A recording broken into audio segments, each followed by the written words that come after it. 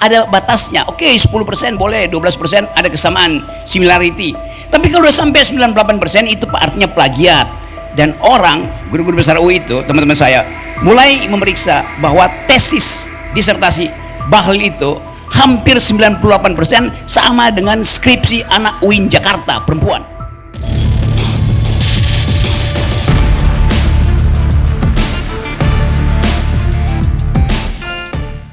Oke, sebenarnya moderator ini Bung mengenal saya, tapi saya harus mengenalkan diri saya. Oke, nama saya Izhar Rahman, saya Kepala Bagian Perpustakaan Universitas Potensi Utama. Oke, kita sama-sama dari Tanah Sulawesi, Bung Rocky. Oke, baik, pertanyaan saya sebenarnya menarik kuliah umum hari ini, akan tetapi saya kurang tertarik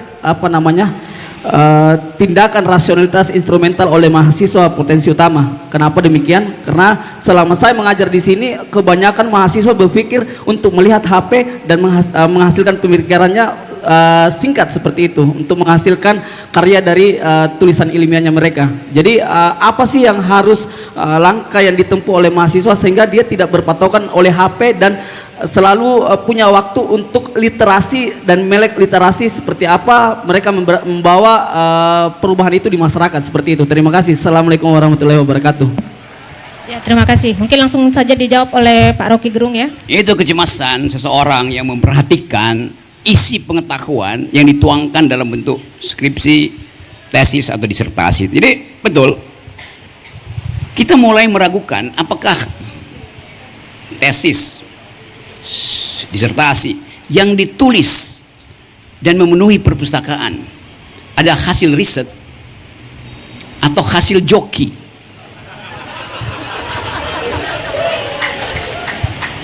Saya tahu itu. 10 tahun lalu gejala yang sama sudah saya ketahui. Saya mengajar di Universitas Indonesia, mengajar logika, metodologi, critical analysis. Kalau udah sore, di antara Fakultas Ilmu Budaya dan Fakultas Ilmu Politik ada kafe namanya Next Door. Kita ngobrol di situ. Nanti mahasiswa saya datang, Pak Rocky, kenapa kamu? Ini ada yang ingin minta dibuatkan paper riset desain untuk keperluan tesis atau disertasi. Siapa dia? Bupati dari sini, gubernur dari sini, anggota DPR dari sana. Anggota-anggota DPR ini, bupati, pejabat-pejabat itu datang masuk UI untuk dapat ijazah, bukan untuk berpikir. Karena itu dia sogok membeli mahasiswa tingkat 1 untuk membuatkan papernya. Jadi bahkan UI yang mendalilkan diri sebagai world class university betul-betul sekarang jadi world class kalau disingkat WC UI itu. Itu yang terjadi. Kasus Bahlil sekarang lagi dibongkar oleh Dewan Guru Besar. Bagi saya bukan Bahlilnya yang jadi persoalan, tapi mereka yang meluluskan Bahlil. Itu dasarnya. Kalau Bahlil kita udah tahu kan, Bahlil bilang ya pakai aturan, tapi kalau aturannya itu tidak menguntungkan, langgar aturannya. Udah. Tetapi universitas punya standar tadi itu, yaitu authenticity dari dalil, dari argumen. Dan dengan mudah kita ulas apakah argumen, tesis, dalil, disertasimu itu betul-betul otentik dari pikiranmu. Ada batasnya. Oke, 10% boleh, 12% ada kesamaan, similarity. Tapi kalau udah sampai 98% itu artinya plagiat. Dan orang, guru-guru besar UI itu, teman-teman saya, mulai memeriksa bahwa tesis disertasi Bahlil itu hampir 98% sama dengan skripsi anak UIN Jakarta perempuan. Kita serahkan pada universitas. Jadi sebetulnya filter pertama adalah kalau Anda punya pikiran, dalilkan pikiranmu. Kalau Anda nggak punya pikiran, jangan bikin dalil dengan meminjam dalil orang lain. Itu namanya plagiasi itu.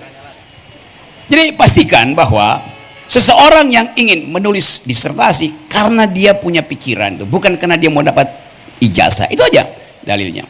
Jadi sekali lagi pastikan bahwa saudara-saudara nulislah dengan kemampuan sendiri. Referensi dimaksudkan untuk menguji kedudukan epistem dari tesismu, itu dasarnya.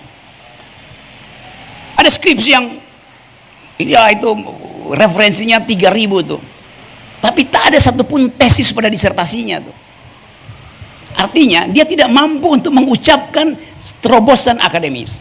Disertasi itu hanya disebut disertasi kalau dia menyumbang pada perdebatan teori, bukan menumpang pada teori-teori konvensional. Jadi sekali lagi ini berlaku juga untuk tesis, untuk skripsi, untuk disertasi. Banyak skripsi yang betul-betul bermutu bahkan melampaui disertasi seorang. Jadi karya akademis itu tidak ditentukan ada S1, S2, S3, bukan. Karya akademis ditentukan oleh originalitas tesismu. Kendati dia skripsi, kalau dia origin, dia pasti lebih bermutu pada disertasi yang beratnya 3 kg karena setumpuk ini tebalnya, tapi isinya 0.